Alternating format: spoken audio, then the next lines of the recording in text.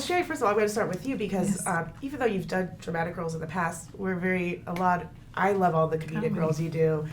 30 Rock, Mr. Iglesias, which does need season 2, by the way. Yes. So this was a much different role than people are used to seeing you in, and I loved it. How was portraying Brian's mom?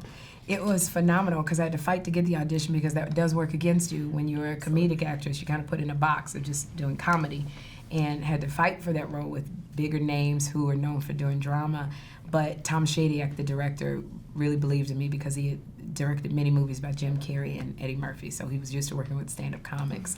It was phenomenal portraying Leomi because she's a very quiet woman, understated, articulate, and she doesn't think she was a hero, but she says, I loved my son. And that love was the foundation for Brian being sane during the darkest moments of his life. And as a mother at the time he was 12 years old, who could be Brian Banks, it just tore at my heart of your child being ripped away from your arms, and there's nothing you can do about it.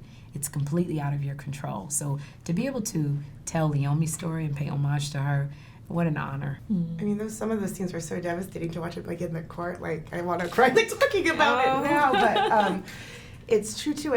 And I love the story because it is an extraordinary story, but he's an extraordinary person, and I think thanks to his mom, because you see these flashbacks from his childhood, and she's there all the way. Yeah, Brian talks about all the time how much his mother means to him, and he'd be on the set, and he would tell me things that he was going through each scene. He wouldn't stay and watch Aldous and I do the same because it was too painful for him, but to see the love, and then to watch Aldous' love for his mother, because she was always on set, and then me being a mother, so I just had all this mother love all the time. There's a lot of, oh God, I love that, though. They're both very close to their mum. Yeah, they're very close. Yeah, he was, Sherri was interviewing both of them, and they both talked about their mom a lot in the interviews. Yeah. And Melanie, let's talk about your character a little bit. It's so interesting because this movie shows how backwards things can be, because she talks about being in college and being sexually assaulted, which many women have experienced, and it's ignored and brushed under the rug. And then on the other side, you have Brian, who there wasn't a sexual assault and in jail for something that wasn't true. And Karina, she is a courageous, brave person for one, coming forward and trying to explain to people what happened and not being believed. No one believed her. And then dropping out of college, losing her focus. You know, she was an A-grade student, so they both lost this chunk of their lives. I mean, they both lost 5 years of their life, and then came together and then in a way helped each other heal, and saw each other for who they were now. And, you know, she judged him initially, and then in a way it really helped her see that you have to kind of see people as they are now and believe them. So. Absolutely, and it just shows the strength in our character too, that have gone through that and be like, no, but I believe this guy, and this didn't happen. That has to take so much, I think, bravery and courage. Absolutely.